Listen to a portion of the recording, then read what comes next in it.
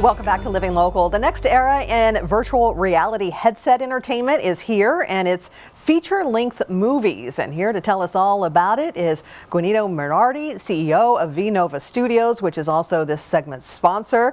Hello, how are you? Very good to see you, Brandy. Thank you very much for having me. No problem. And you're zooming in from London, right? Yeah, correct. Yeah. We're a London-based company, although, of course, I spend a lot of time abroad, but yeah, today, London. So let's start with the big picture. How would you describe the current virtual reality headset market in the U.S.? Who's using this technology the most, and what kinds of experiences are attracting people right now? Yeah, it's a brisk market ready for an inflection point. Today in the U.S., more than 30 million households are using virtual reality headsets, and mostly they are used for gaming today, gaming, fitness, but mostly gaming. Over $7 billion were spent in games last year, and tellingly almost zero was spent in narrative media that outside of virtual reality is actually very, very prominent. And mostly because of this subtle motion sickness that makes it hard for VR immersive movies to appeal to the masses. And that's exactly the problem that we solved, and the reason why we're talking about a dawn of a new era for visual media and visual entertainment. Thanks to our new V-Nova Presence format, now Hollywood movies or musical shows or storytelling entertainment in general are becoming an immersive reality where viewers can actually be there exactly like in the real world. So they can move around, sideways, closer, farther, even look around objects exactly like we do in real life, with the same visual quality as cinema. So, with cinematic quality and photorealistic quality. So we are very excited because what we are talking about is a relevant step change for movie viewing in general. And the main value is really this feeling of presence, exactly like being in a real reality. And as much as we've talked about it for multiple years, because this has been the promise of virtual reality for a long time, but now finally it's becoming real.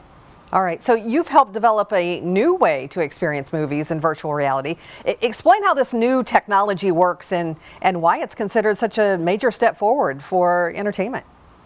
Yeah, absolutely. And the key difference is that we are no longer talking about video as we know it, but it's actually a volumetric format. So technically speaking, a point cloud format. But aside from the technicalities, the point is that the dream that we inherited from the Lumiere brothers when they created cinema was this dream of being immersed into visual stories.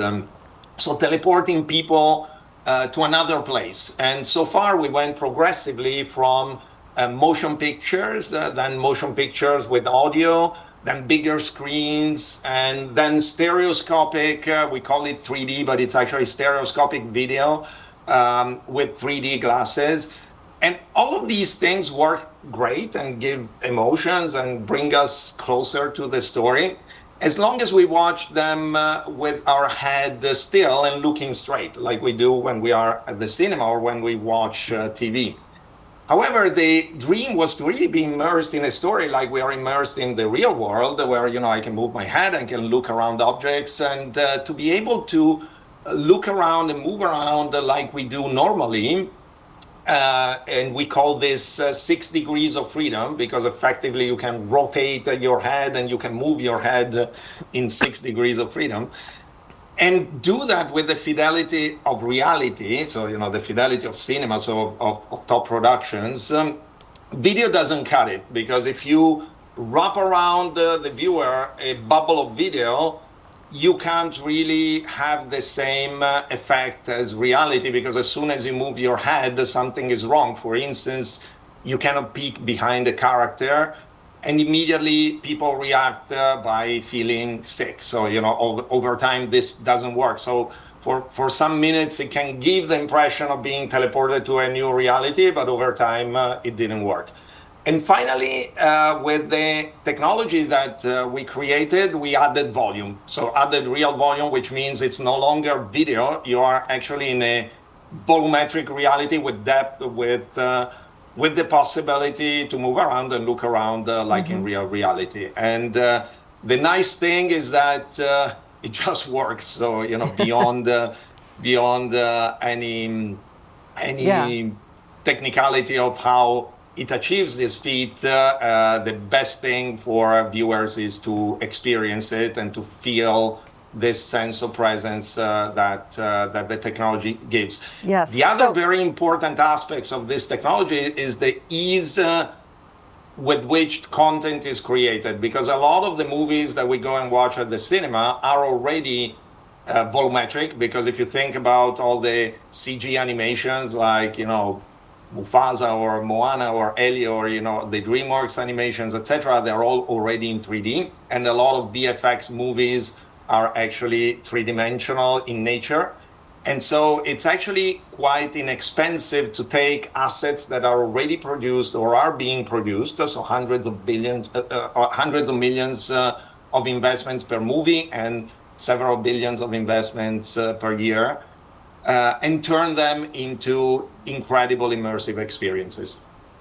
So I'm sorry, but we are out of time. But before we go, can you tell us quickly where people can go to learn more about this and see what's new out there? Absolutely. You know, they can go to our website, www.vnova.com, v-nova.com.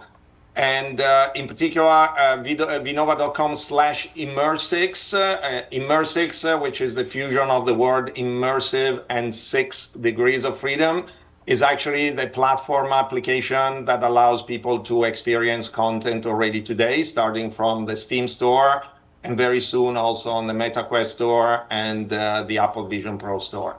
Awesome, awesome. Well, Guido, thank you so much for taking the time to talk to us today. Thank you very much. Thank you. And again, this segment was sponsored by V-Nova Studios. You can learn more when you visit v-nova.com. We'll also have all those details posted on ourquadcities.com.